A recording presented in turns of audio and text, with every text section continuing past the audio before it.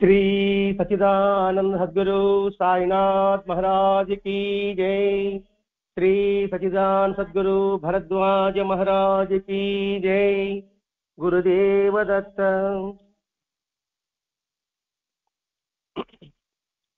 సద్గురు శ్రీ సాయినాథుని యొక్క సన్నిధానంలో ఈ సత్సంగానికి సృష్టికర్త మూలకర్త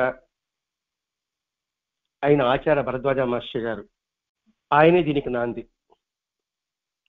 అంటే ఎందుకు ఈ సత్సంగం ఆయన ప్రవేశపెట్టారు అంటే, ఈ సత్సంగం అనేది అనాదిగా వస్తుండేది, కొత్తగా మాస్టర్ గారు ప్రవేశపెట్టింది మాత్రం కాదు.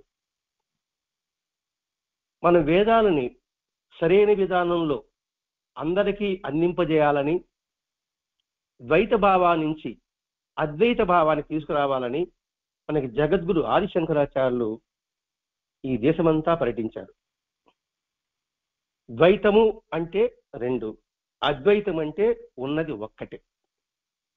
ఆ భావాన్ని అందరికీ తెలపాలి. అందుకోసంగా ఆయన మన దేశంలో 4 ప్రాంతాల్లో పీఠాలు స్థాపించారు. అంటే ఏమిటి? ఈ ధర్మము, ఈ సత్యము అనేది నలుదిక్కలను కూడా అది ఉండాలి. ఆయన చెప్పిన విధానమే. సత్సంగతే నిస్సంగత్వం, నిస్సంగతే నిర్మోహత్వం, నిర్మోహత్వమే నిచలతత్వం, నిచలతత్వమే జీవన్ముక్తి. జీవన్ముక్తి, నాకు ముక్తి మోక్షము కావాలని అందరూ తపనపడుతుంటారు. దేవాలయాలకు వెళ్ళడం, వ్యవసాయాలు చేయడం, పూజలు చేయడం, అభిషేకాలు చేయడం, వాళ్ళకి కిరీటాలు పెట్టడం, నాకేదో ముక్తి మోక్షం వస్తుందని అనుకుంటుంటారు. అది మాత్రం విశ్వసించకూడదు. అంటే దాని ద్వారా మనకి ముక్తి మోక్షం వస్తుందని మాత్రం దాఖలాలు లేవు. ఎందుకంటే సత్సంగత్వమే నిస్సంగత్వం. సత్సంగం ద్వారానే నిస్సంగత్వంలో ప్రవేశించాలి. నిస్సంగత్వం అంటే అది వదిలిపెట్టడం కాదు. దేని మీద మనకి ఆపేక్ష లేకుండా ఉండడం. ఆపేక్ష వేరే, కోరిక వేరే, అవసరము వేరే, అన్ని ఒకటే కాదు. ఆపేక్షని ఇష్టపడుకుంటున్నాం కాదు. మనకి ఎంత మేరకు దాన్ని ఉంచాలో అంత మేరకు ఉంచితే అది కోరిక అవుతుంది, అవసరం అవుతుంది. అంతకు మించి అయితే ఆపేక్ష అవుతుంది. మన శరీరానికి ఎంత ఆహారం కావాలో అంత తింటే ఆరోగ్యకరంగా ఉంటాం, అతిగా తింటే అనారోగ్యం అవుతాం. అతిగా ఉండడమే ఆపేక్ష. అది నిస్సంగత్వం. ఈ సమాజంలోనే ఉండాలి, అందరితో కలిసి జీవించాలి. కానీ హృదయంలో మాత్రం అటాచ్మెంట్ ఎలా ఉండగలుగుతామని? భార్య, బిడ్డలు, పిల్లలు, బంధువులు, స్నేహితులు. మరి అటాచ్మెంట్ లేకుండా ఎలా ఉండగలుగుతాం? ఇక్కడ ఆ ఉద్దేశం ఏంటంటే, భర్త నాకు భగవంతుడి యొక్క ప్రసాదం, భార్య నాకు భగవంతుడి యొక్క ప్రసాదం, నా బిడ్డలు, నా మనవలు, నా మనవరాళ్ళు నేను కోరుకోకూడని భగవంతుడు నాకు వాళ్ళని ఇచ్చాడు, వాళ్ళతో ఆడుకోమని. అలాగే స్నేహితుల్ని ఇచ్చాడు అనే భావాన్ని ఉంచుకుంటే అటాచ్మెంట్ ఉండదు. ప్రతి ఒక్క దానికి భగవంతుని అన్వయం చేసుకోవడం. అలా చేసుకోవడం వల్ల వాడు నిత్య ఆనంద అనుభూతిని పొందగలడు.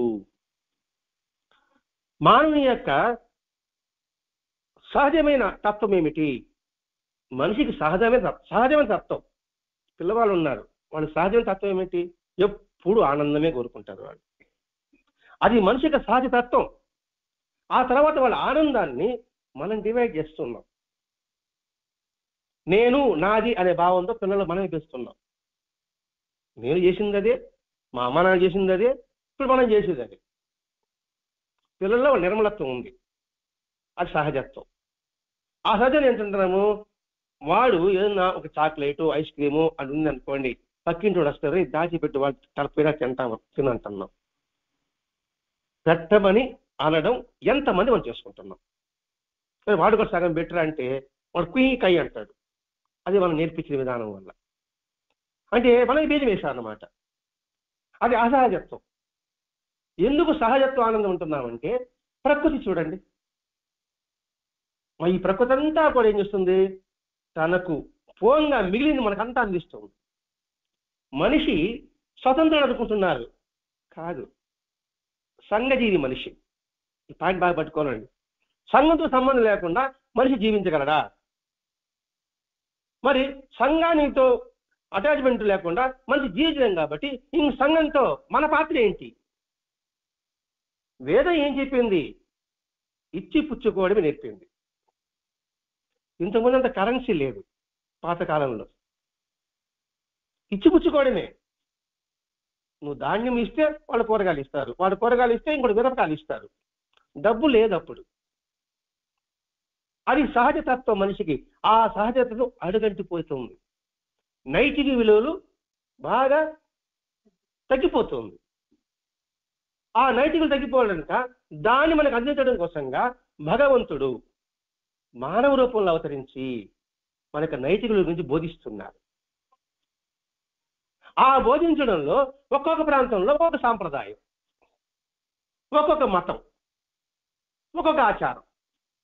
ఏ ఆచారం అయితేమి, ఏ సాంప్రదాయం అయితేమి, ఏ మతం అయితే ఏమిటి, ఈ మతంలో సాంప్రదాయ ఆచారాల్లో కూడా అంతా ఒకే సిద్ధాంతం ఉంటుందా, వేరే వేరే ఉంటుందా? అన్నీ ఒకటే ఉంటుంది. కాబట్టి ఆ ప్రాంతానికి అలా చెప్పాలి. అలా చెప్తే వాళ్ళకి అర్థమవుతుంది. ఎలా అర్థమవుతుంది వాళ్ళకి? ఈ పిల్లవాడు ఉన్నాడు, పాఠం చెప్తే వాడికి అర్థమవుతుంది. ఆ పాప ఉంది, పాఠం అర్థం కాదు. మనం ఏం చేయాలి? బొమ్మలు వేసి చూపించాలి. బొమ్మలు చూడడానికి అర్థం కాదు, ఆ పాటకి పాట రూపంలో చెప్పాలి. అప్పుడే వాళ్ళకి అర్థమవుతుంది. అర్థమవుతుంది. లేదు నువ్వు చదవాల్సిందే అంటే ఆ పాప ఎలా పరిస్థితి ఏంటి, ఆ పాప పరిస్థితి ఎలా ఉంటుంది? అందుకని భగవంతుడు ఆయా ప్రాంతాల్లో ఒకటి ఆ ప్రాంతాల ప్రకారంగా ఆచారాన్ని మనకు అందించాడు. అది గుర్తుపెట్టుకున్నప్పుడు మత ద్వేషాలు ఉండవు, మత సామరస్యం ఉంటుంది. ఆ మత సామరస్యాన్ని పెంపించడమే మహనీయులకు అవతరణ. మన పెద్దలు ఏం చెప్పారు? వసుదైక కుటుంబం అనే పదం వాడారు. వసుదైక కుటుంబం అంటే ఏంటి? వసుధ అంటే ఏం తెలుసు మీకు? భూమి. వసుధం అంటే వసుంధర అంటే భూమి. వారి యొక్క కుటుంబం. ప్రతి ఒక్కరు ఈ భూమిలో నుంచి మనం వచ్చిన వాళ్ళమే. మన మనుషులే కాదు, 84 జీవరాశులు కూడా భూమి నుంచే వచ్చినట్టు. అంతే ఆలోచించండి. మరి భూమి నుంచి వచ్చినప్పుడు మన అందరం వస్తు ప్రాణి కూడా మనం ఒకటి అనే భావాన్ని ఎందుకు మనం భావించలేకపోతున్నాము? దాన్ని చెప్పడం కోసమే వచ్చారు మహాత్ములు. అది ప్రవక్త కావచ్చు, జీసస్ కావచ్చు, బుద్ధుడు కావచ్చు, గురునానక్ కావచ్చు, రామకృష్ణ పరమహంస కావచ్చు, రమణ మహర్షి కావచ్చు, ఇప్పుడున్న వాళ్ళు వెంకటేశ్వర స్వామి కావచ్చు, షిరిడి సాయినాథుడు కావచ్చు, రాఘవేంద్ర స్వామి కావచ్చు, వీరబ్రహ్మం గారు కావచ్చు. వీళ్ళందరూ కూడా మనమందరూ ఒకటి అనే భావం తెలపడమే. ఎప్పుడైతే మనుషులు ఒకటే అనే భావం ఉంటుందో మనిషి సహజత్వమై ఆనంద అనుభూతిని పొందగలడు. ఆనందం అంటే మనకు తెలిసిన ఆనందం, పరమానందం రెండే అనుకుంటున్నాం మనం. మొట్టమొదటి బ్రహ్మానందం, విషయానందం, ఆత్మానందం, అద్వైతానందం, సహజానందం, నిజానందం, యోగానందం, ఆ తర్వాత దివ్యానందం. ఇన్ని ఆనందాలు ఉన్నాయి. ఇన్ని ఆనందాల్లో మనం 2 ఆనందాలు ఉంటున్నాం. ఆ 2 ఆనందాలు ఏమిటి? ఒకటి విషయానందం. ఆ విషయాలతోనే అదే ఆనందం మనం ఉంటున్నాం. ఆ విషయానందాన్ని అంటే విషయాలంటే వస్తువుల ద్వారా, వ్యక్తుల ద్వారా, పరిస్థితుల ద్వారా వీటి ద్వారా ఆనందం పొందడానికి మనం ప్రయత్నం చేస్తున్నాం. ఆ ఆనందం ఎప్పుడైతే మనకి కొంచెం దూరం అవుతుందో వెంటనే దాన్ని పట్టుకోవాలనేసి, ఆ ఆనందాన్ని నిత్యానందంగా చేసుకోవాలనేసి అక్కడ మనకు పాల్పడుతున్నాం.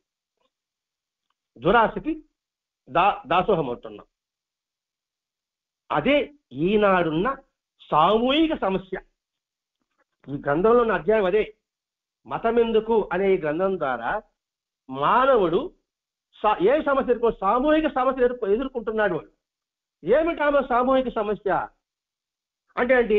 మనం చూసే ప్రకృతి అంతా కూడా మనకి వింతగా ఉంటుంది. ధర్మం ఎలా ఉంటుందండి? ధర్మంగా ఉంటే ఎలా మనం బతుకుతాము? అదే మనకి సమస్య. అధర్మం ఉండేవాళ్ళేమో బ్రహ్మాండంగా ఉన్నారు, ధర్మం ఉండేవాళ్ళేమో అట్టడుగున్నారు అని మన కంటి కనబడుతుంది. మన కంటి కనబడేది అదే.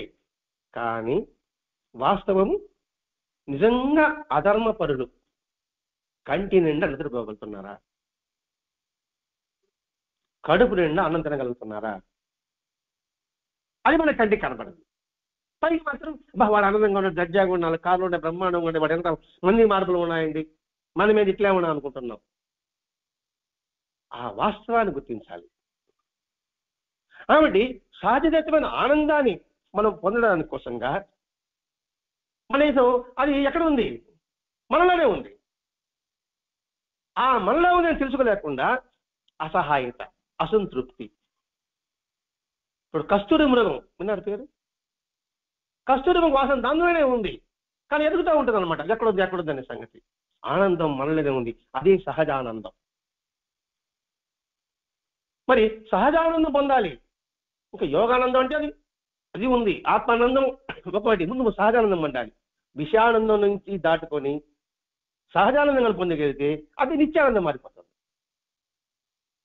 మరి ఆ సహజానందంకి ప్రయత్నం చేయాలంటే ఏ మార్గాలు ఉన్నాయి?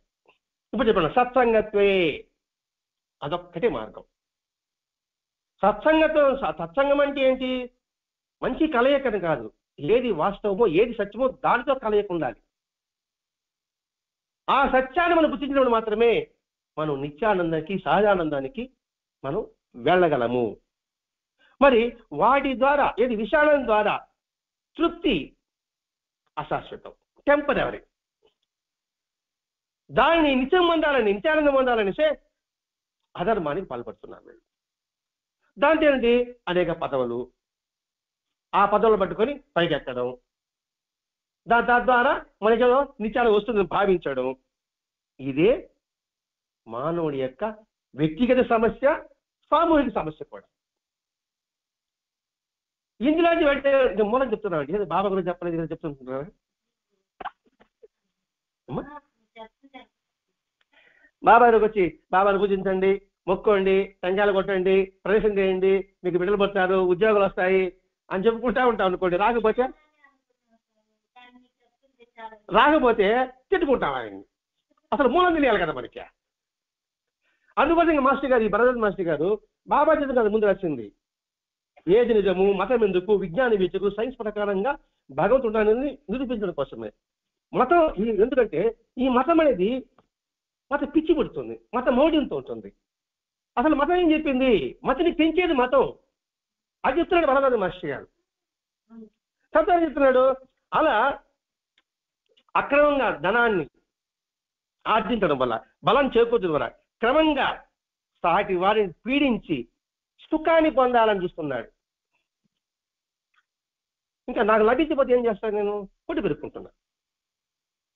మీరు బాగా అధికంగా అనుకోండి, నేను గమనిస్తానండి. అసలు ఎట్టైనా సరే మేము పడవేయాల. అది నిందలు వేయడము, అపవాదులు వేయడము, కల్పించడం, ఏదో చేయడము. ఈ 4 ఇళ్ళు చూడండి, 4 ఒక ఇల్లుగా బ్రహ్మాండంగా ఉంది అనుకోండి, 3 ఇళ్ళు నేను అనుకోండి, ఇంకేముందా? గట్టియాలి మీ సంగతి అన్ని ఆలోచిస్తూ కూర్చుంటారు. దానికోసం అక్రమంగా మనం పాల్పడుతుంటున్నాం. ఎదుడు వచ్చి అందుకే అండి, ఎదుడువాడు ఆనందపడితే నేను దుఃఖిస్తా, ఎదుటివాడు ఏడుస్తాను అనుకోండి నేను సంతోషపడతా. ఇది మానవ నైజం. ఇప్పుడు అలాగే ఉందండి. ఇప్పుడు యుద్ధం జరుగుతుంది, ఇజ్రాయేల్ తెలుసు కదా, తప్పన చూస్తూనే ఉన్నాం. ఆ ఇజ్రాయేల్, హమాస్ 2 దేశాలు అనుకుంటున్నా, గుర్తుంటే. ఆ హమాస్ దేశంలో గాజు అనే ఒక గ్రామం, వాళ్ళకి మందులు రాకుండా కరెంట్ తీసేసినారు, ఆహారాలు వేయడం లేదు. ఎన్ని చేసిన ఇజ్రాయేల్ వాళ్ళకి మధ్య వచ్చి కుదిరింది. అయినప్పటికీ కూడా ఇజ్రాయేల్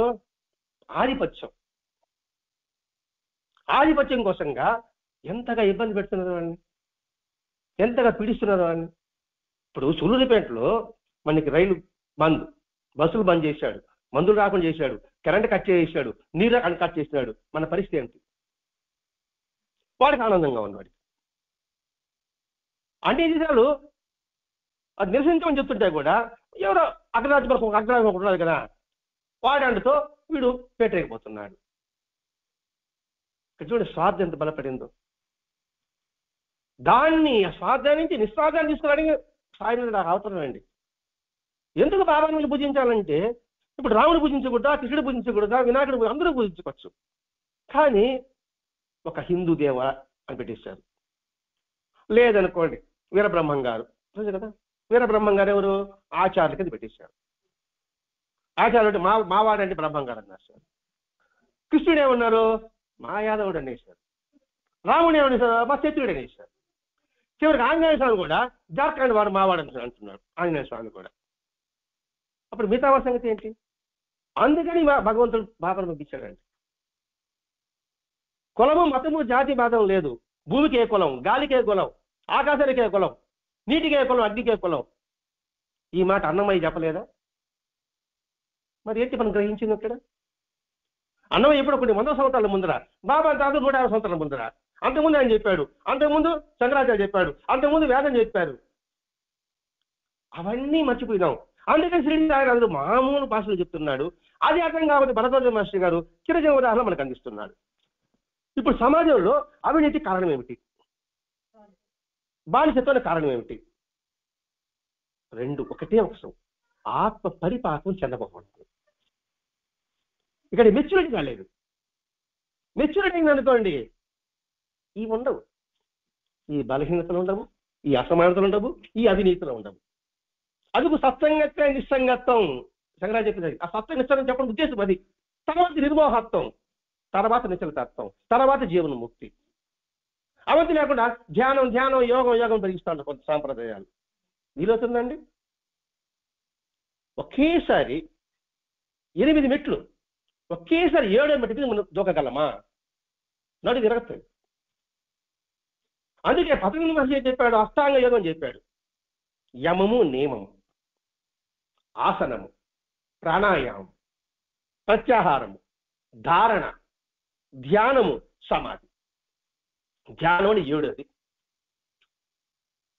ఇవి లేకుండానే యమం నియమం సాధించకూడదు. నువ్వేం ఒకటి సాధించగలండి? ఎందుకు యమం నియమం 2 ముందు పెట్టాడు?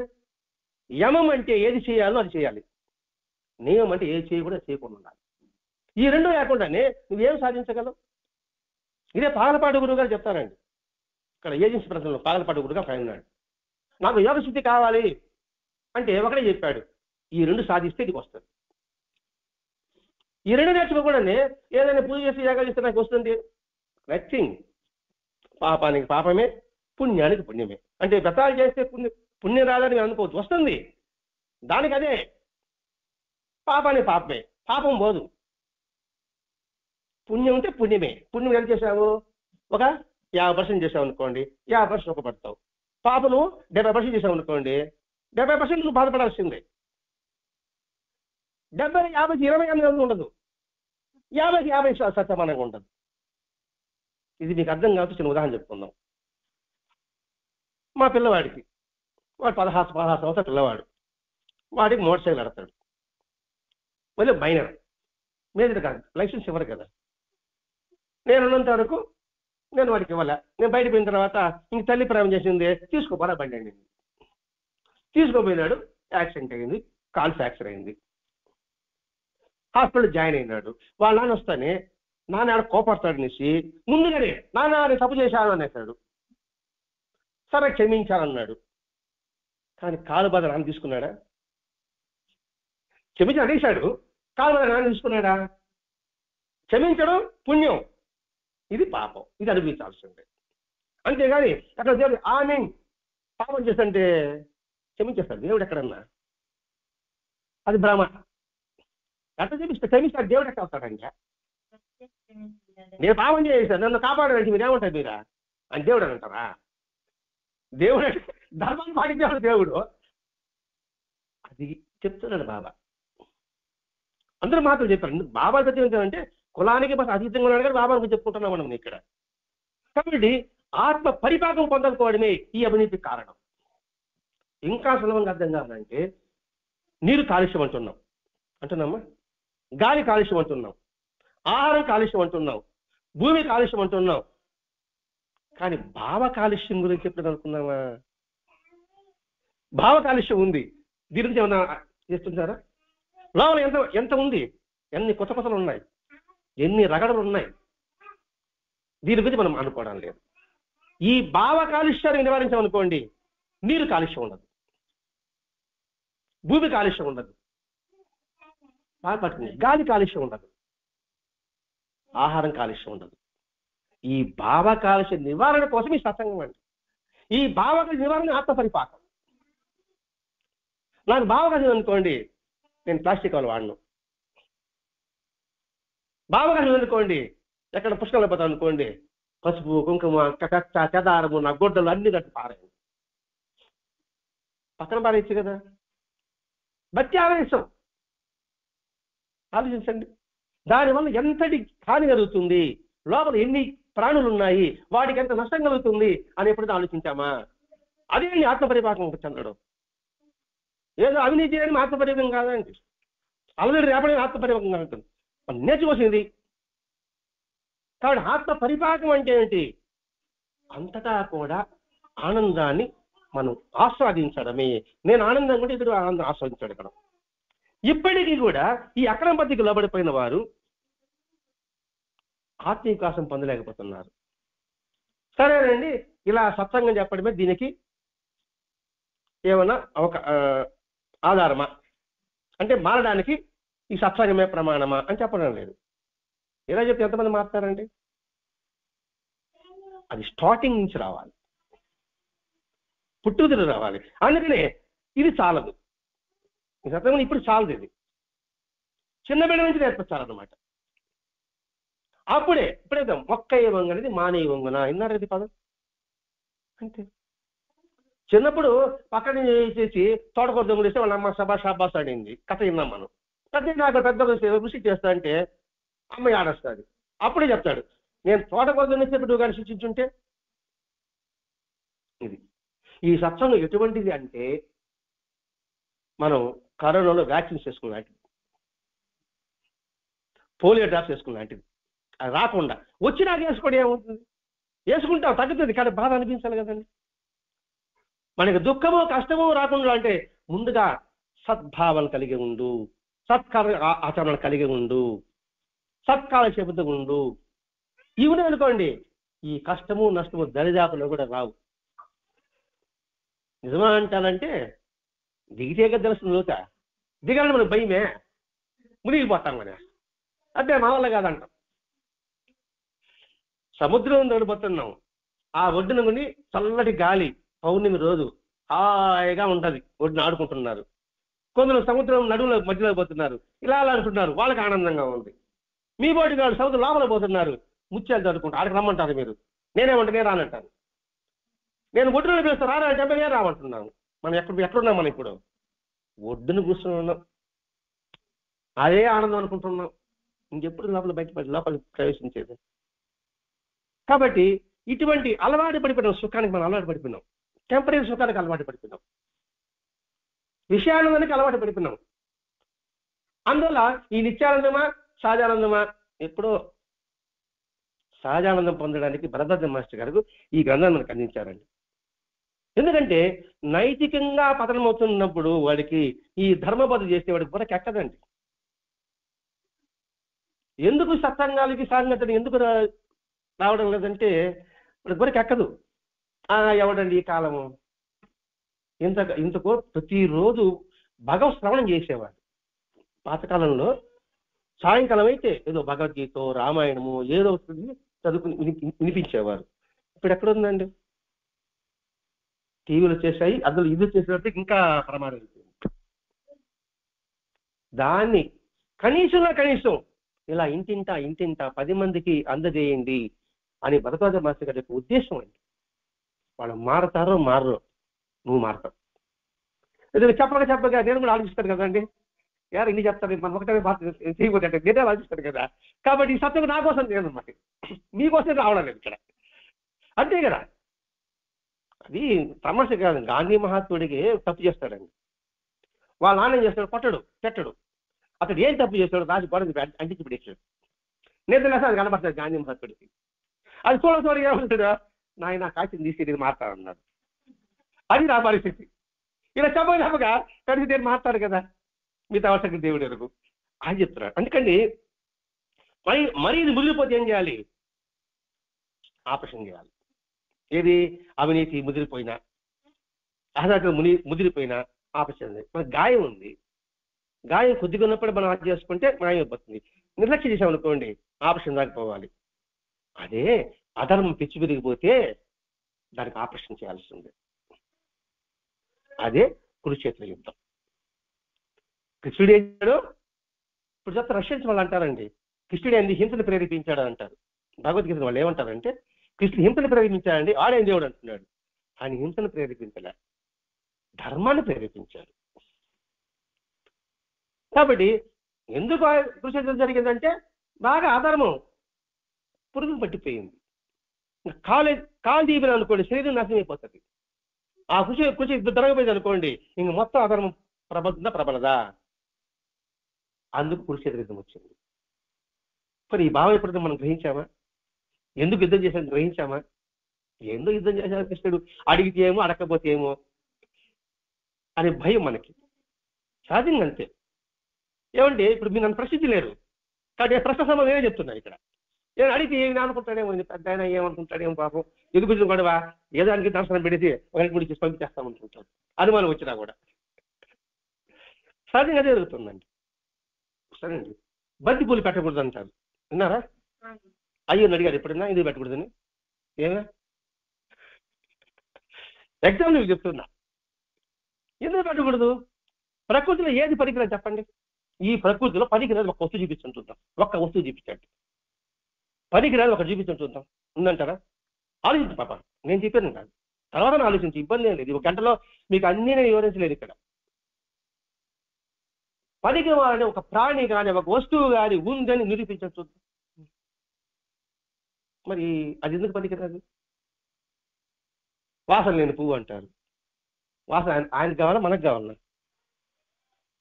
ఇప్పుడు అలంకరణ ఆయన కోసం మన కోసం చేస్తున్నాం, మన కోసం చేసుకున్నాం. ఆయనకేదండి సృష్టికర్త, ఆయనండి సృష్టించినంత ఆయనే. ఆయనకేది ఆనందం ఇచ్చేది. మన తృప్తి కోసం చేసుకుంటున్నాం. ఇక్కడ విషయం చెప్తున్నాం. ఇక్కడ నువ్వు ఏది ఆనందించి కాక నువ్వు కిరీటం పెట్టావు నా తృప్తి కోసం ఆయన అడిగాడా? చాలా మంది అడుగుతారు, మీ దేవుడా, ఆయన సొత్తే కాపాడుతాడు, ఆయన దేవుడే అంటారు. గుళ్ళు దొంగలు జరుగుతాయి కదండి, నగలు ఎత్తుకోబోతారు కదా. నా బడి అంటాడా, ఏ దేవుడు మీ దేవుడా, ఆయన కాపాడు, ఆయనే దేవుడు అంటాడు. ఆయన అడిగాడా? నాకు బంగారు కిరీటం పెట్టింది అడిగాడా? ముజాహారం పెట్టమని అడిగాడా? పెట్టి సింహాసనం ఆయన అడిగాడా? పెట్టింది ఎవరు? మీరు కాపాడుకోవాలా? వారికే పట్టింది. ఇదంటే ధర్మసూత్రం. కాబట్టి ఇక్కడ సత్యజ కాదు, అధర్మం జరిగే సత్యజ కాదు. ఇక్కడ ఏం చేసిందంటే మనం సత్సంగం కూడా ఆ సత్యజగతికి రాని అవసరం లేనట్టు చేసుకుంటున్నాం. ఇక్కడ ఈ విధమైన సత్యజగత నైతికంగా దిగజారిన సామాజిక వ్యవస్థకు వైద్య పరీక్ష చేయకపోతే ఆత్మ పరిపాలనకు వచ్చి అర్థం చేసుకున్న సమాజంలో ఈ వ్యక్తులకి కూడా ఏమీ అర్థం కాదు. మనం టెంపరీగా చెప్తాం, భయపెట్టి అతను చేయబాకంటాం. వాడు టెంపరీ వాడు, ఎవరికి చెప్పండి చేయబా ఆశ్చర్యంగా ఉంటాడు. దీనికి పోయిన తర్వాత వాడు చేస్తాడు. ఇది శాశ్వతంగా ఉండాలంటే నిరంతరం జరగాలి ఈ ప్రక్రియ. మనం ప్రాణం నిలబడడానికి ఉచ్ఛ్వాస ఎలా నిరంతరం జరిగితే మన ప్రాణం ఎలా నిలబడుతుందో ఈ ఆత్మ పరిపాలన గురించి చెప్పవలసింది కూడా నిరంతరం జరగవలసిందే. ఎక్కడ బ్రేక్ ఉండకూడదు. చివరి శ్వాస వరకు ఆ దృష్టిలో పెట్టుకోవాలి. ఇదే మాట స్వామి వివేకానంద చెప్పింది. అందుకని అందరి దగ్గర మహాత్ముల యజ్ఞం మనం ప్రోటేకించుకుంటూ మన మనసుకి పరిపాలన చేసుకోవడం కోసంగా మనం పెరుగుతుండాలి. ఇప్పుడు నేను గడ్డ ఈరోజు గీసుకున్నా, మళ్ళా రేపు మళ్ళా వస్తుంది, మళ్ళీ గీసుకోవాల్సింది. టెంపరీ అంతా కూడా శాశ్వతంగా ఎలా చేసుకోగలుగుతాను? ఇప్పుడు చెప్పి ధర్మ పద్ధతి కూడా అలాగే ఉంది. టీవీలో చెప్పేది కావచ్చు, పెద్ద పెద్ద మీటింగ్లు కావచ్చు, ఆ టెంపరీ ఆ విన్నంతసేపు అబ్బా మారిపోతా అనుకుంటుంటారు. మళ్ళా మరిస్తారు, మళ్ళీ మామూలు ప్రతి ఒక్కటి అదే ఉంటుంది. అంటే మనిషి ఎక్కడికి వెళ్తున్నాడు? టెంపరీ కోసం వెళ్తున్నాడు. కాబట్టి ఈ కొందరు విప్లవం ద్వారా మేము సమాజాన్ని సమసమం చేస్తాం, విప్లవం చేస్తున్నాం కదండి. అది మార్క్సిస్ట్ కావచ్చు, కమ్యూనిస్ట్ కావచ్చు, నక్సలైట్లు కావచ్చు, 3 తెగలు ఉన్నాయి. అంటే విప్లవం ద్వారా నేను సమాధానం సాధిస్తాను అంటున్నారు. నువ్వు విప్లవం ద్వారా సమాధానం నువ్వు అంటున్నావు, ఆధ్యాత్మిక ద్వారా నేను సమాధానం నేను అంటున్నాను. ఇద్దరిది ఒకటే మార్గం, వేరే మార్గం. విప్లవం చేసినప్పటికీ ఏమవుతుంది? నాకేమనిపిస్తుంది? తను తప్పు చేస్తాను అనిపిస్తుంది. నీకేమనిపిస్తుంది? ఇదంటే పని పాట లేకుండా చెల్లట్టుకుని కూర్చున్నాడరా అని నీకు అనిపిస్తుంది. మీరు ఆలోచించాలి, నేను ఆలోచించాలి. అరే మన ఇద్దరు ఒకే భాగం కదా. అటువంటిప్పుడు నువ్వు విప్లవం అనేది నీ ఆధ్యాత్మికం ఏంటి? ఇద్దరం కలుసుకుంటాం. ఇది రంగ సమసమాస్థాపన చేద్దాం అని అవగాహన రావాలి. అలాగే మతాలు కూడా, నీ మతం గొప్పది, నా మతం చెడ్డది, నా మతం మంచిది, నీ మతం చెడ్డది ఇట్టుంటాం కదండి. ఏ మతం చెడ్డది, ఏది మంచిది? అన్ని మంచిదే. ఆలోచిస్తే ఏది మంచిది కాదు. అన్ని మతాల సారాంశం ఏం చెప్పుంది? ప్రేమ, దయా, కరుణ. ఈ తప్ప ఇంకేం చెప్పాయా? మరి ఎందుకు? నాకు ఆకలిగా ఉంది, అన్నం తింటాను నేను, మీరు రొట్టెలు తింటారు, మీరు పళ్ళు తింటారు. లేదు నువ్వు అన్నవేదని నేను చెప్పడం ఏమిటి? ఆకలి తీరిందా లేదా? ధర్మంగా ఉండాలా లేదా? అది కారణం ముఖ్యం. ధర్మంగా ఉన్నప్పుడు ఏ మతం అయితే ఏ సాంప్రదాయం అయితే. అందుకని మతం ఎందుకని గ్రంథాన్ని మనకు అందించాడు ఇక్కడ. కాబట్టి ఆత్మ పరిపాలన గురించి సత్యాన్ని ఈ దేశాలు గుర్తించలేకపోవడమే ఇప్పుడు ఇజ్రాయెల్ యుద్ధం. దానికి అమెరికా ప్రోత్సాహం. అందుకే వాళ్ళని పాశ్చాత్యులు అన్నారండి. వాళ్ళని అంటే పాశ్చాత్య పదవి ఉన్నారు ఎప్పుడన్నా. వెస్టర్న్స్ అంటారు కదా, ఇంగ్లీష్ అయితే అర్థం, తెలుగు అర్థం అవుతున్నా. వాళ్ళు వెస్టర్న్స్ వాళ్ళు అంటాం. వెస్ట్ అంటే ఏంటి? పడవనే కదా. పడవడు సూర్యుడు ఉదయిస్తాడా అస్తమిస్తాడా? జ్ఞానం కూడా అంతే. అందుకే వాళ్ళకి జ్ఞానం అస్తమిస్తుంది. వాళ్ళకి మనం తూర్పు దేశం వాళ్ళం, మనకి జ్ఞానం ఉద్భవిస్తుంది. అందుకే మనం ఎప్పుడైనా యుద్ధానికి పాకులాడామా? ఏం పాప? ఎప్పుడైనా మన చరిత్రలో భారతదేశం ఒకరి యుద్ధానికి పోయిందా? వాళ్ళు వస్తే మనం పోయినాం, మనం ఎప్పుడు పోలేదు. మన జ్ఞానం అందుకే తూర్పు దేశంలో మనం. వాళ్ళ టెక్నాలజీ వాళ్ళు పెరుగుండొచ్చు కాక, టెక్నాలజీ వాళ్ళకు ఉండొచ్చు కాక, కానీ ఆత్మ పరిపాలన ఉండేది మాత్రం ఇక్కడే. అందుకే ఈ ప్రపంచం అంతా ఒక ఇల్లు అనుకుంటే భారతదేశం పూజాగది. మన ఇంత ప్రశాంతంగా ఉండడానికి కారణం అంటే మనకు తెలియకుండా మహర్షులు మన కోసంగా వాళ్ళు భగవంతుడు ప్రార్థిస్తున్నారు, మన కంటికి కనబడకుండా. సర్వే జన సుఖినో భవంతు లోకా సమస్తా సుఖినో భవంతు అని ప్రార్థన చేస్తూనే ఉన్నారు. ఆ ప్రార్థన ఫలితమే మన ఇంత హాయిగా ఉండడానికి కారణం. అందుకని టెంపరీ కోసం వద్దు. కాబట్టి శాశ్వతంగా ఉండేందుకు నువ్వు ప్రయత్నించాలి. నైతికంగా పూర్తిగా పతనమైన సమాజానికి విప్లవం అత్యావశ్యకము. ఓకే, విప్లవం ద్వారా సమస్యాభిస్తాం, కానీ టెంపరీ, భయంతోనే ఉంటాడు వాడు. కానీ మానవ సమస్య ఉందే నిత్యము శాశ్వతమైన పరిష్కారం, అది ఆత్మ పరిపాకం. ఇప్పుడు నేను భావ కాలుష్యం ఎప్పుడైనా ఉంటే నువ్వు నీటిని కాలుష్యం చేయవు, గాలిని కాలుష్యం చేయవు, భూమిని కాలుష్యం చేయవు, మనిషి హృదయాన్ని కూడా కాలుష్యం చేయవు. ఇది శాశ్వతమైన పరిష్కారం. శాశ్వతం కావాలన్నా అశాశ్వతం కావాలన్నా శాశ్వత పరిష్కారమే కావాలి. దీనికి నాకు సమస్య వచ్చింది అనుకోండి, నాకు శాశ్వత పరిష్కారం ఉంటేనే నేను ఆనందంగా ఉండగలుగుతాను, లేక ఆనందంగా ఎలా ఉండగలుగుతాను? కాబట్టి శాశ్వత పరిష్కారం ఎక్కడుంది? ఆధ్యాత్మికతలోనే ఉంది, ఇంకెక్కడ లేదు. ఇక్కడ ఆధ్యాత్మికత అంటే ఏంటి? ఇది పూజలు భజనలు కాదండి, ఆత్మ పరిపాకం. మన కోసం మనం సంతోషించుకోవడమే ఆధ్యాత్మికత అంటే. పూజలు ఏదో చేసుకుంటున్నామండి, ఆనందం కోసమే, నా కోసమే ఏదో చేసుకుంటున్నాం, ఆయన కోసం కాదు. తద్వారా ఏముంది? పరిపాకం కావాలి. ధర్మ సంస్థాపనార్థాయ సంభవామి యుగే యుగే అన్నాడు కదండి. నా శ్లోకం తెలియదు, ఒక్క చెప్తాను. అంటే ఏంటి? ధర్మ సంస్థానం కోసమే నేను అవతరించారని చెప్పాడు కృష్ణ భగవానుడు. మరి ధర్మ స్థాపన కోసమే మహాత్ములంతా అవతరించారు. అది బుద్ధుడా, ఏషా, ప్రవక్త ఎవరైనా సరే ధర్మ సంస్థాపన కదా. మరి అవతరించినప్పుడు వాడిని ఆరాధిస్తున్నప్పుడు నేను అధర్మంగా ఉన్నాడు ఎంతవరకు సబబు? వాళ్ళకి ధర్మం స్థాపించడానికే కోసం కదా. మరి వాడిని పూజిస్తాను నేను అధర్మంగా ఉంటే ఎలా ఉంటుంది? అంటే ఆయన మాత్రం బాహ్యంగా పూజిస్తారా, కానీ ఆయన పట్ల నాకు గౌరవం లేదు. ఆయన ఆరాధిస్తున్నా, మరి నాకు ఆయన పట్ల గౌరవం ఉన్నట్టు ఎట్లా? ఆయన ఏ భావం చెప్పాడో, ఏ విధానం చెప్పాడో ఆ విధానాన్ని పట్టుకోగలిగితే ఆయన గౌరవించినట్టు, ఆరాధించినట్టు. ఆయన నన్ను పిలిచారండి, మీరు పట్టించేప్పుడు నీ పాటుకున్నాను అనుకోండి, నాకేం గౌరవం? పోయేటప్పుడు ఒక పెద్ద మూట ఇచ్చారు నా చేతికి, నేను ఉదయమా నేను తీసుకున్నానికి ఏమనుకుంటాను, అక్కడ బాగా చూసేస్తాను. ఆయన అంతే. కాబట్టి ఇక్కడ ఆత్మపరిపాలన ఒకటే రుజువైంది. మరి ఈ ఆవశ్యకత దేశాలు గుర్తించడం లేదు, మతాలు గుర్తించడం లేదు, మనుషులు గుర్తించడం లేదు. అలా గుర్తించడం వల్ల అరాచకాలు ఎక్కువ అవుతున్నాయి. మరి ఈ మన టీవీ ఆన్ చేసే పొద్దున 5 నుంచి 9 వరకు అన్ని హితబోధలే. మరి ఎందుకు ఇలా సమాజం ఎలా ఉంది? ఎందుకు అసమానతలు ఉంది? ఒకరి దేశం ఎందుకు ఉంది? మతాల పట్ల ఎందుకు దేశం పెరుగుతుంది అని వింటున్నాం కదా మనం. మరి ఏం గ్రహించాం అక్కడ? అది ఇక్కడ ఆలోచించుకోవాలండి. కాబట్టి వాటిని మనం గమనించలేకపోతున్నారు. ఎవరు? పాశ్చాత్య దేశులు కావచ్చు, మత పిచ్చివాడు కావచ్చు, మత మోడి ఉండేవాడు కావచ్చు. ఈ మతాన్ని వారి స్వార్థ ప్రయోజనం కోసం ఉపయోగించుకుంటున్నారు. మఠాధిపతులు ఉన్నారు మనకు కూడా, అన్నిటికీ మఠాధిపతులు ఉంటారు, అన్ని మతాల్లో ఉంటారు. వాళ్ళు వారి స్వార్థం కోసంగా కొత్త కొత్త నిబంధనలు పెడుతున్నారు. ఒక మతంలో ఉందండి, ఆయన ఇలా చెప్పాడు అనుకోండి, ఎందుకు చెప్పాడు అని అనుకోండి, భగవంతుని ప్రశ్నిస్తే నీకు మనకు ఇచ్చా, ఇంకేం మీరు ప్రశ్నిస్తారని మీరు చెప్పారు అనుకోండి, ఒరే నేను చెప్పింది అలా దాని గురించి ప్రశ్నించామంటే నీకు మనసు ఇచ్చాను అనుకోండి. అట్లా ఇప్పుడు అన్ని మతాలు అట్లా అవుతున్నారు. అది మత మోడ్యం అంటున్నారు ఇక్కడ. అంటే ఏంటి? స్వార్థం కోసంగా, స్వప్రయోజనం కోసంగానే ఆచారాలు ఇప్పుడు కల్పించారు. మీరే పూజ చేయాలా, ఇంకోటి పూజ చేయకూడదు, మీరే హారతి ఇవ్వాలి, ఇంకోటి ఇవ్వకూడదు అని ఉన్నాయి కదండి. ముఖ్యంగా అయితే ఆడవాళ్ళు మంత్రాలు చెప్పకూడదు అని కూడా అంటారు కదండి.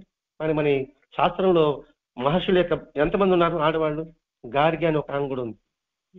మరి వేదంలో ఉద్దండరాలు, మండలాసుల భార్య ఒక ఆమె, శంకరాచార్యకి మండలాసుడికి చర్చ జరుగుతుంది. ఆయన భార్యకి వేదం అవన్నీ కప్పిపుచ్చేసి నా స్వార్థం కోసం, ఎందుకంటే నా మాట వినరే. అందుకని పురుషాధిపత్యం నా స్వార్థం కోసమే ప్రబలింది. ఇది సమానత్వం అన్నమే చెప్పాడు, ఆ త్యాగే చెప్పాడు, రాదు అందరూ చెప్పారు సమానత్వం అనేసి. మళ్ళీ ఏం చేస్తుంది స్వార్థం కోసంగా? ఇప్పుడు మీరు చెప్పారు, మీకు అనుమానం నన్ను మీరు అడగలేరు భయం అండి. దాన్ని ఉపయోగించుకుంటా నేను. అప్పుడేం చేస్తాను, నన్ను నేను గీసిన గీత దాంట్లో మీరు చేస్తా. అరే చేశారంటే మీకు పాపం వస్తుందని చెప్పేస్తా. మీరు సద్గురు శాఖ చూస్తున్నారా? కదా దానిలో చూడండి, స్వామి వచ్చి చచ్చిపోయి పెడతారు, నాకు ధిక్కరించారు కాబట్టి వాళ్ళు చచ్చిపోయారు, వీడి సగేసి. దాంతో పూజేవాడు కూడా భయపడ్డాడు లేదా? ఆ విధంగా ఇప్పుడు అన్ని ఆశ్రమాలు జరుగుతున్నాయా లేదా? మన పక్కనే ఉంది, అక్కడ జరిగిందా లేదా? మీకు ఉదాహరణ చూపిస్తుందా? వాటికి బయటపడడానికి భరద్వాజ మాస్టర్ జరుగుతుంది. ఇట్లాంటి భ్రాంతి మనం పడిపోతున్నాం మనం. అందుకోసమే కుళ్ళుపడి సమాజం సంస్కరించడానికి జీవితాన్ని దారిపోసిన మహానుభావులు ఎంతోమంది ఉన్నారు. ఇప్పుడు విప్లవకారుడు, మనకి విప్లవకారుడు ఎవరు? స్వాతంత్రం కోసంగా అల్లూరి సీతారామరాజు, సుభాష్ చంద్రబోస్. అల్లూరి సీతారామరాజు ఏం చేశారు? ధనవంతులను పొలగొట్టాడు, ఎందుకంటే పేదలను వాడు పీడించారు కాబట్టి పేదలను పంచారు. దాని ఆశ్రయించిన దొంగల ముఠా నాయకుడు అదే చేస్తున్నాడు లేదా? వీడి స్వార్థం కోసంగా పంచడానికి పంచడం లేదు. ఇక్కడ తేడా వచ్చేస్తుంది. ఆధ్యాత్మిక అదే అండి. ఆధ్యాత్మికలో ఒకటి చెప్పి సమాజం ఉద్ధరించాలంటే నేను ఆధ్యాత్మిక ముసుగు వేసుకొని ఏదో కాసాయ బాగా మంత్రాలు వేసుకొని ఏదో నా మాట నిజమయ్యేటప్పటికీ 4 ఇంగ్లీష్ మొక్కలు భగవద్గీత ఉంటే చాలండి, ఒక స్వామి అయిపోవచ్చు. 4 ఇంగ్లీష్ మొక్కలు భగవద్గీత కంఠసం పెట్టేశారనుకోండి, బ్రహ్మాండంగా స్వామి అయిపోతారు. సూర్యపేట కూడా అటువంటి భ్రాంతిలో పడిపోతున్నాం మనం. ఇక్కడ అటువంటి స్వాములు మనం సూర్యపేట చూస్తున్నాం మనం. సాయినగర్లో ఒకరిని, కాదురు ఒకరిని మీరు చూసారా లేదు? వాళ్ళు జైల్లో కూడా వేసుకుంటారు. అయినా మన జనం వాళ్ళు నమ్ముతూనే ఉన్నారు కదండి. ఈ మాటే గోపాల సినిమా చూస్తారు. మీరు సినిమా చూసి, నేను సినిమాలు ఎక్కువ చూస్తాను. లాస్ట్ లో వాడిని ఏం చేస్తుంటే పడే ఉంటాడా, 6 నెలలు వాళ్ళని పూజిస్తారు చెప్పుకుంటా పోతాడు. అంటే మనలో ఆలోచనత్వం లేకపోవడం వల్ల, మన ఆలోచనత్వం లేకపోవడం వల్ల దాన్ని సొమ్ముగా చేసుకుంటున్నారు వాళ్ళు. సోగ్గాడి చిన్న సినిమా చూసారా? దాంట్లో బ్రహ్మానందం ఆత్మతో మాట్లాడతాడు, ఆశీర్వాదే కదా. ఏదా తప్పు కదా, తప్పు నాదే, వాళ్ళు నమ్మడమే చెప్తున్నారా? తప్పు నాది ఎట్లా అవుతుంది? అవునా కదా? తప్పు మందే. దాన్ని సర్దించడం కోసం మాస్టర్ గారు వచ్చారండి. ఆ భ్రాంతిని పడబాకండి అని చెప్పడం ఇంత వస్తుందండి. అసలు మనం ఉన్నతంగా పొందడానికి చదువు వచ్చింది, దాని ద్వారా మనకి పోవచ్చు. డబ్బు వచ్చింది, రాజకీయం వచ్చింది, సామాజిక ధర్మాలు వచ్చాయి. ఇవన్నీ ఎందుకోసం వచ్చాయి? మన బాగుపడడం కోసం వచ్చాయి. దాన్ని మనం ఏం చేస్తున్నాం? స్వార్థం కోసంగా అతను మనకు ఉపయోగించుకుంటున్నాం. ఇప్పుడు తప్పు ఎవరిది? డబ్బుదా, చదువుదా, రాజకీయందా, సమధర్మదా, వ్యక్తిదా? వ్యక్తి తప్పు. కరెక్ట్గా చెప్పారు మీరు. వ్యక్తి తప్పు అయితే దానిని తీసుకురావాలంటే అది ఎలా జరుగుతుందండి? తప్పు వీళ్ళలో ఉంది, వీడిని నాశనం చెయ్యి, వీళ్ళలో చెడుని తీసివేయి. అది సత్యం. కృతయుగంలో, త్రేతాయుగంలో రెండు రాక్షసులు ఉన్నారు. కృతయుగంలో రాక్షసులు ఉన్నారు. రాజ్యానికి గుర్తులేంది? కొమ్ములు, కూరలు, జుట్లు ఉంటుంది. ద్వాపరయుగంలో లేరు, మనుషులు రాక్షసులు ఉన్నారు, వాళ్ళే దుర్యోధనులు. కానీ ఈ కలియుగంలో అందరం రాక్షసులమే. ఒప్పుకున్నా ఇక్కడ మాత్రం మనమంతా రాక్షసులమే. ఇప్పుడు అందరూ చంపేస్తే ఎవరు ఉంటారు? అందుకని మహాత్మ రూపంలో వచ్చి మనలో రాక్షసత్వాన్ని తీర్చిపాయడం కోసంగా వాళ్ళు అవతరించారండి.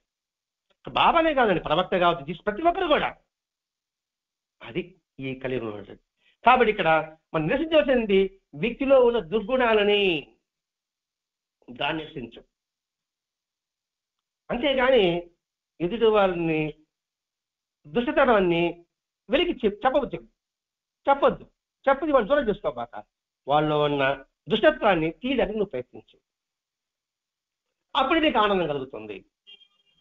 వాస్తవంగా మతాలన్నీ ఏం చెప్పాయి? ఇది చెప్పండి. మతాలన్నీ మనకి ఏం చెప్పాయి? బాగా ఆలోచించాలండి. ఇక్కడ ప్రతి ఒక్క మతం, ఏ మతం కావచ్చు కాదు, ఏం చెప్పాయి? ఇప్పుడు రంజాన్ మాసం, రంజాన్ నెల. ఈ ఇస్లాం మతం దేని మీద ఆధారపడి ఉంది? ఒక్కొక్క మతం ఆధారపడి ఉంటాయండి. ఇస్లాం మతానికి మూల స్తంభాలు 5 ఉన్నాయి. అంటే ఒకటి భగవంతుని విశ్వసించడం, 1. 2 నమాజ్, 3 రోజా, ఇంకోటి జకాత్, 4. 5 వచ్చి హాజ్ యాత్ర, మక్కా మదీనా పోతారు కదా. ఈ 5 ఇస్లాం మతానికి మూల స్తంభాలండి. ఈ 5 పట్టుకుని ఉన్నాను ఇప్పుడు. అంటే నమాజ్ 5 వేళ నువ్వు ప్రార్థన చేయాల్సింది. రోజు అంటే ఉపవాసం ఈ మాసంలో చేస్తారు. ఈ జకాత్ అనేది వాడి సంపాదనలో 2.5% తనకి తీసి పెట్టేవాళ్ళు సంవత్సరం అంతా కూడా. దాన్ని పితరాలు కూడా అంటారండి. అంటే పితరా అంటే ఏంటి? గుడ్డలు ఇవ్వడం, ఆహారం ఇవ్వడం, అది చేయమంటున్నారు. ఆ తర్వాత అవకాశం ఉంటే హాజ్ యాత్ర చేయమన్నారు. ఈ మూల స్తంభాలు ప్రతి ఒక్క మతంలో కూడా ఉంది. హిందూ మతంలో ఇవన్నీ ఎందుకు ఒక్క చెప్పేస్తాం. సర్వపతి హితే రథ అన్నారు హిందూ మతంలో. అన్ని భూతాలకి హితాన్ని నువ్వు కోరు. భూతం అంటే భూతాలు కదండి, ప్రాణులని అర్థం. అలాగే బౌద్ధ మతంలో సమైక్య దృష్టి, సమైక్య కర్మ, సమైక్య వ్యాయామం, సమైక్య స్మృతి, ఇట్లా చెప్పారు వాళ్ళు. పతంజలి మహర్షి చెప్పాడు యమము నియమము, ఇంతకు చెప్పుకున్నాం, అవి చెప్పారు. అలాగే ప్రతి ఒక్క మతంలో కూడా అలాగే ఉంది. ఇప్పుడు క్రిస్టియన్ మతంలో ఏముంది? శోకార్తులు ధన్యులు, నిర్మల హృదయులు ధన్యులు, సాధ్యం చేకూర్చేవారు ధన్యులు, కృపాకరులు ధన్యులు. కృపాకరులు అంటే ఏమిటి? అందరి పట్ల దయాగుణం కలిగి ఉండు, నిర్మల హృదయం కలిగి ఉండు. వాడినప్పుడు ఏమిటి? నువ్వు దేవుని దర్శించువు. శాంతిని చేకూర్చేవారు ధన్యులు, దేవుని రాజ్యం వాడిది. ఈ పదాలు వాడుతాయండి. శాంతిని చేకూర్చు, అందరూ శాంతిని చేకూర్చాలి. ఎవరిని మనసుని వికలం చేయబాక. నువ్వు సైతానివి, నువ్వు మేమే పుణ్యాత్మమి, మేమే దేవుని బిడ్డలమి, ఎలా అవుతుందండి? మరి అన్ని మతాలు చెప్పింది ఏమిటి? మత సామరస్యం చాటిందండి. మరి దాన్ని బట్టి దానికోసం ఏర్పడింది మతాలన్నీ కూడా ఏర్పడింది. అవినీతికులైన సమాజంలో మతం యొక్క ఈ పరమ ప్రయోజనం మర్చిపోయినాం. మతాన్ని దుర్వినియోగం చేయడం వల్లనే మత కలహాలు వస్తున్నాయి. ఇప్పుడు మనం ఒక్కడమే ఇది మాట్లాడుకుంటున్నాం, మిగతా మతాల్లో ఎదుర్కొంటట్లేదు. ఉంది, మతాల్లో కూడా ఉంది. రెండు మతాల వాళ్ళు చాలా యాంటీగా బిహేవ్ చేస్తారు. మనం ఒక్కడమే దర్గా వెళ్తాము, దండం పెట్టి. అందుకే మన హిందువులు అయినామండి, సనాతన ధర్మమైన అందుకే అయింది. ఇప్పుడు వాళ్ళు లేదంటే వాళ్ళకి నిజంగా బైబిల్లో యేసు చెప్పాడు అది చెప్పండి. ప్రవక్త ఏం చెప్పాడు అది చెప్పండి. అదే అదే సైతాన్ అంటే అజ్ఞానం అని అర్థం. సైతాన్ అంటే అజ్ఞానం, ఇవన్నీ ఇందులో ఉందండి. ఇదే ప్రవక్త ఏం చెప్పాడు చూడండి ఇక్కడ, మీ ఇష్టం వచ్చిన దేవుడితో భగవంతుని పిలవండి, ఆయన పేర్లన్నీ గొప్పవే. ఇది ప్రవక్త చెప్పాడు. ఖురాన్లో 15వ భాగంలో 17వ అధ్యాయంలో 12వ విధంలో 110వ చరణం. మాస్టర్ గారు బాగా రీసెర్చ్ చేస్తున్నారండి. ప్రవక్త చెప్పింది మీ ఇష్టం వచ్చిన పేరుతో భగవంతుని పిలవమన్నాడు. ఇది వచ్చే వారం వస్తుంది, ముందుకు మీకు చెప్పాల్సింది. ఆయన పేర్లన్నీ గొప్పవే. ప్రతి జీవికి భక్తి మార్గాన్ని ఏర్పాటు చేసి ఉన్నారు కాదు. వారు ఆ మార్గం అనుసరించవచ్చు, వారిలో వారు కలహించుకోకూడదు. అది ఖురాన్లో 17వ భాగంలో 22వ అధ్యాయంలో 9వ వచనంలో 6వ చరణం. మాస్టర్ గారు ఖురాన్ చదివాడు, బైబిల్ చదివాడు, బుద్ధిజం చదివాడు, అన్ని కొటేషన్ పెట్టాడు మనకి. అవి చదివే అవసరం లేకుండా మీరు మతంలో చేర్చుకున్నట్టుకు ఇతరులను బలవంతం చేయవచ్చా?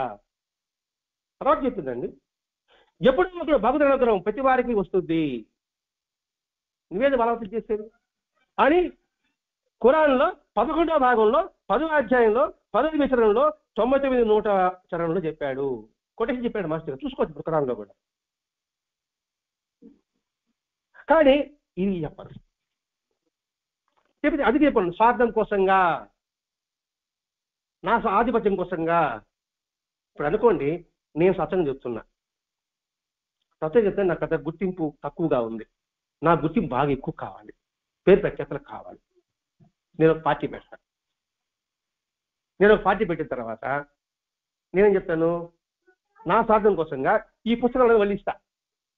మీరు ఎంత నిజాయితీపరుడండి ఇక్కడ అని అనుకుంటాను మీరు. కానీ పార్టీ పెట్టిన ఉద్దేశం ఏంటి? నా పేరు ప్రఖ్యాత అది చెప్పను నేను, కానీ పై దృష్టిలో సమాజం కోసం బాగా కృషి పడతానని అనిపిస్తుంటుంది. దీని అడ్డు పెట్టుకొని నేను ఏ మినిస్టర్ను ఇవి పెట్టుకొని భూ కబ్జాలు చేస్తా. ఎందుకంటే నా తరఫు ఇది కొట్టున్నాయి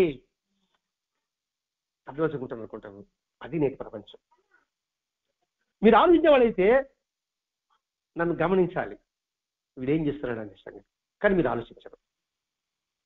నేను ఆలోచింపు ఎందుకంటే నా సామర్థ్యం కావాలి కదండి. ఇది నేడు జరిగేది. ప్రతి ఒక్క మతంలో కూడా మత పెద్దలు అందరూ కూడా ఇవే. అది హిందూ మతంలో కావచ్చు, అన్ని మతంలో అండి. మన పీఠాధిపతులు ఉంటున్నారు కదండి, ఒక ఆశ్రమం అన్నారు, కొన్ని వేల ఎకరాలు కబ్జా చేసి ఉన్నారు విశాఖపట్నంలో. హిందువే కబ్జా చేస్తున్నారు. మరి దేవుడి ఆస్తులు ఉన్నాయి మన ఊర్లోనే, ఆంజనేయ సంఘం ఉండాలి, సంఘంలో ఉండాలి. ఇవన్నీ ఆక్రమించిన వాళ్ళు ఎవరు? హిందువుల వేరే మతస్థులా? చెప్పమా. మరి హిందువులే, మరి హిందూ మతం సనాతనం మీటింగ్లో నేను తద్దరు నేను ఆక్రమణ చేస్తుంటా, 100 ఎకరాలు భూ కబ్జా చేస్తుంటా. మళ్ళీ హిందూ ధర్మాన్ని కాపాడాలి నేను. అబ్బా ఎంత కష్టపడుతున్నాడబ్బా ఈ బాబుగాడు అనుకుంటాను. వీడు బోర్డు గాడి మీకు తెలిస్తే కదా, మిమ్మల్ని బోర్డు చేయడానికి వచ్చాడు. అందులోంచి బయటపడాలని మా మాస్టర్ గారి యొక్క ఉద్దేశం. ఎంతమంది ఉన్నారని కాదు, వాడికి రోగం వస్తే వాడికి బాధ, నాకు రోగం నేను చూసుకోవాలి నేను. అందుకని మీ సత్సంగానికి ఎంతమంది వచ్చారో చూడబాకని చెప్పాడు మాస్టర్ గారు. ఒకటికన్నా చెప్పు. భగవద్గీత ఎంతమంది చెప్పాడు కృష్ణ భగవానుడు? ఒక్కడికి. భాగవతం చెప్పాడు సుగ మహర్షి, ఎంతమంది చెప్పాడా? పరీక్షిత్ మహారాజు ఒక్కడికే చెప్పాడు. మీకు తెలిసింది నాకు తెప్పిస్తున్నారు మీరు. కాబట్టి జనం చూసి చెప్పవద్దు. నేను ముగ్గురు కూర్చున్నా, మా ముగ్గురు చెప్పంటున్నాడు ఆయన. నీకేం తెలుసు ఒప్ప చెప్పంటున్నాడు. చెప్పండి ఆయన తెలియ కాదు, నువ్వు నాకు ఒప్ప చెప్పంటున్నాడు ఆయన. టీచర్ ఆయన. అందుకే ఆయన మాస్టర్. ఆయన కలెక్టర్ ఉద్యోగానికి వెళ్ళా, ఐఏఎస్ పాస్ అయ్యాడు. 3 నెలలు చదివి పాస్ అయ్యాడు. వాళ్ళన్నా నువ్వు పాస్ అవ్వగలవంటే చాలా తెలుసు. 3 నెలలు ఐఏఎస్ వస్తుందండి. పాస్ అయ్యి అక్కడ వెళ్లకుండా ప్రొఫెసర్గా విద్యానగర్ తెలుసా, కోటబాకర్ దగ్గర NB కాలేజీలో ప్రొఫెసర్గా చేరాడు ఆయన. ఎందుకంటే నైతికులు పిల్లల్లో తెప్పించడం కోసంగా సాదాసీద జీవితం గడిపాడు. ఆయనకి శరీరం వదిలిపెట్టేటప్పటికీ స్థలం లేదు, బ్యాంక్ పాస్ పుస్తకంలో 1 పైసా లేదు, LIC పాలసీలు కూడా లేవు. అది ఆయనకి జీవితం. అలా ఉండగలమా? ఆయన జీతాన్ని పిల్లకాయల ఫీజులు కట్టాడు, కాలేజీలో పుస్తకాలు తీయించాడు. ఆయన ప్రొఫెసర్ అంటే అప్పట్లో ఒక 5-6 వేలు 69లో 5-6 వేలు గొప్ప. అప్పట్లో 10,000 ఉంటుంది, ఉండొచ్చు ఉంటే కనుక. ఆ ఇంటి కనీసం కుర్చీ కూడా లేదు. తీకి చేప, ఈ చేపలు కూడా కాదు, మామూలు ఉంటే చేపలు, అది వాళ్ళ ఇంట్లో ఉండేది. అంటే ఏంటి? పరోపకార మిదం శరీరం, అది పట్టుకున్నాడు. సర్వజీవుల సేవ, భగవంతుని సేవ, అది పట్టుకున్నాడు. అది మనం ఉదయ సత్సంగానికి వెళ్ళిపోయినాం ఈ కొటేషన్ అంతా కూడా. ఇప్పుడు కారణ మాస్టర్ రష్యా వాళ్ళు మార్కిస్టులు ఆడ సఫలం కాలేదే. చైనాలో సఫలమైందా కమ్యూనిస్టు? లేదు. చెప్పడానికి అడుగుడదు అంతే. కాబట్టి అది కాదు, పరిస్థితులను ఆత్మ వికాసం కోసంగా నువ్వు ప్రయత్నించు అని చెప్పడం ఇక్కడ ఉద్దేశం అండి. కాబట్టి ఇక్కడ విప్లవకారులు, ఆధ్యాత్మికారులు రెండు అవగాహన అనుకోండి. మంత్రి అవగాహన, నువ్వు ఫైట్ అంటున్నావు, నేను శాంతి అంటున్నా. నేను శాంతి అనేది ఎవరికి? అందరి సంతోషం కోసం. నువ్వు ఫైట్ అనేది అందరికి అందించడం కోసం. మంత్రి కలిసావు అనుకోండి, ఇంకా విప్లవాలు ఉండవు, సామరస్యాలు ఉంటాయి, కొట్లాట్లు ఉండవు, కలహాలు ఉండవు, కలిసి కాపురాలు ఉంటాయి. అది చేయడమే మాత్రం ఉద్దేశం. అందుకని అటువంటి లేకపోతే ఏమవుతుందంటే, నేను అనుకోండి నాతో ఉన్న వాళ్ళకి, నీ విప్లవానికి నీ మీద నాకు ద్వేషం వస్తుంది, మా మీద మీకు ద్వేషం వస్తుంది, శబ్దాలు ఏముంటుంది, అతలాకుతలం అయిపోతుంది సమాజం కూడా. గాంధీ మహాత్ముడు స్వరాజ్యం స్థాపించాడు, తుపాకి పెట్టాడా? సంకల్పం గట్టింది. ఆ సంకల్పంగా ఉంటే ఏదైనా సాధించగలం. స్వరాజ్యం అంతా మనకు వచ్చింది, మనకు గోవా అంతా రాలేదనుకుంటున్నా అప్పట్లో. అనే గోవా రాలే, గోవా తీసుకోవడం కోసంగా యుద్ధం చేయాల్సి వచ్చింది. ఇంత సామ్రాజ్యాన్ని సాధించాడు గాంధీ. గాంధీ చనిపోయిన తర్వాత గోవాకి యుద్ధం చేయాల్సి వచ్చింది, చిన్న రాజ్యాన్ని కోసం. శాంతికి అంత బలం ఉంది, సహనానికి అంత బలం ఉంది. దానికే బాబా శ్రద్ధ, నిష్ఠ, సబూరే చెప్పడం. బాబా ఏముంటుంది? నిష్ఠ, సబూరే ఉంటుంది కదండి. అలా విప్లవగా తలపెట్టిన కార్యము, ఈ సాధికృత కార్యం రెండూ కానీ పరిష్కారం చూసుకుంటే ఒకటే. అప్పుడు స్వార్థపరులు రారండి. మిమ్మల్ని అడ్డం పెట్టుకుని నువ్వు మంచోడివే, నేను అడ్డం పెట్టుకుని వాళ్ళు కూర్చున్నారు. నేను మంచోడిని ఆధ్యాత్మికతో, నాన్న అడ్డం పెట్టుకొని నన్ను గురువు చేస్తారు. శిష్యులు ఉన్నారే వాళ్ళు అవసరం పడుతూ ఉంటారు. నేను వాళ్ళు అన్నారు అనుకోండి, నువ్వు చేసి చెప్పేస్తారు అంటారు. నేను గమ్మునట్టు మరి చేస్తే తప్పదు, నేను గమ్మున కూర్చుని అంతే. లేదా నువ్వే చేసినా చెప్పేస్తాను, అయిపోయిన పరిస్థితి. అందుకని నేను మరింత కలిసామనుకోండి, అటువంటి వాళ్ళు ఎవరు రారు చెప్తున్నాండి. అటువంటి స్వార్థపరులకి మనం అవకాశం ఇవ్వకూడదు. ఎంత లోతుగా చూస్తున్నాడు మాస్టర్ గారు, చిన్న చిన్న మనిషి కదండి ఆయన గ్రంథాలు కానీ చదివే అద్భుతం. కాబట్టి ఇక్కడ విప్లవాది, ఇటు ఆధ్యాత్మికవాది రెండు అర్థం చేసుకున్న ఆవశ్యకత ఈ కాలం ఎంతో ఉంది. అవి తెలియజెప్పడమే మాస్టర్ గారి యొక్క ఉద్దేశం, మతాల యొక్క ఉద్దేశం, మహాత్ముల యొక్క ఉద్దేశం. ఆ ఉద్దేశాన్ని 10 మందికి ఇంటింటా అందించమని వరదరాజ మాస్టర్ గారు చివరి శ్వాస వరకు చిన్న పల్లెల్లో కానీ పట్టణాల్లో కానీ వెళ్ళి తన రక్తాన్ని దారబోసి ప్రతి ఒక్కడికి అందడానికి ఆయన కృషి చేశాడు. అందుకే ఆయన మహాత్ములు మెద్దుబుడ్డయ్యాడు. అలాగే ఆయన గృహస్థానండి, సన్యాసి కాదు, వివాహం చేసుకున్నారు, ఉద్యోగం చేశాడు, సంతానం ఉంది. కానీ ఆ స్థానం ఎలా పొందాడు? ఒంగోలు వెళ్ళారు ఎప్పుడన్నా? ఒంగోలు వెళ్తే ఎప్పుడన్నా లాయర్పేట బాబా మందిరం వెళ్ళండి.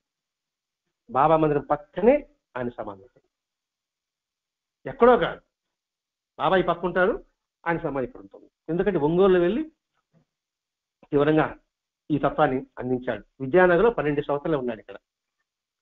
తర్వాత ఒంగోలు వెళ్ళారు, అక్కడ గృహస్థులకి ఆధ్యాత్మికత అందించాలని చిన్న చిన్న విషయాలతోనే మీరేం చేయబడాల, పారాయణ చేసుకోండి, సత్సంగా నిర్వహించండి. కపిలుడని ఒక మహర్షి, ఇది వినే ఉంటారు. కపిలుడు దేవహూతికి తల్లికి బోధిస్తాడు. ఆ కపిలుడు విష్ణువు యొక్క అవతారం. ఆయనప్పుడు ఇది ధర్మం చెప్పాడు. అక్కడ పూజలు చేయకూడదని అడిగినప్పుడు పూజలు చేయొద్దని చెప్పలే. పూజలు నిరాకరణ పోవడానికి పూజ చేయాలి. నిజమేనండి, పూజలు అయితే మనం చేస్తాం, ఈ పటాలు కాబట్టి అభిషేకాలు చేస్తాం. అందరిలో దేవుడు ఉన్నారన్నారు కదా, వాళ్ళంటే పూజించాలి. మేము మనుషుల్లో అంతా దేవుడు ఉన్నారు మేము అంటే ఈ మనుషులు ఎలా పూజించాలి?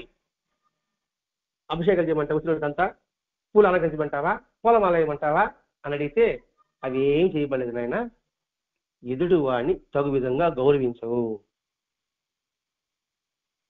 ఎదుడు వారితో స్నేహబంధం, మిత్రబంధం కాదు. స్నేహబంధం వేరే, మిత్రబంధం వేరే.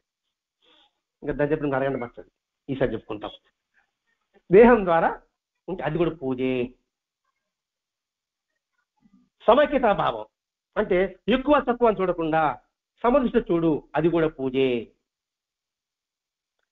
నీకు అవకాశం ఉంటే అవసరం ఉన్న వాళ్ళకి సహాయం అందించు, అది కూడా పూజే. సులభంగా చెప్పానండి. ఈ పద్ధతిని చేస్తే మనకి కష్టమా? ఎదుటి వాడిని గౌరవించు. ఆధ్యాత్మలు 3 ఉన్నాయండి. నాకుంటే అధికుడిని, నాతో సమానం ఉన్న వాడిని, నాకున్న తక్కువ వాడిని ఎలా చూడాలి చెప్పాడు. నాకు అధికుడు అనుకోండి, ఏం నరేష్ పెద్ద ఇది అయినా ఉన్నా ఏదో ఉంటాను కథ అని అంటాను. నాకు సమానంగా ఉన్నాను అనుకోండి మీద, ఏముంది గొప్ప, నేను చేయను అది గొప్ప ఏమన్నా అంటాను నేను. నాకు చెప్తున్నాను వాడు వాడంతే అంటాను నేను.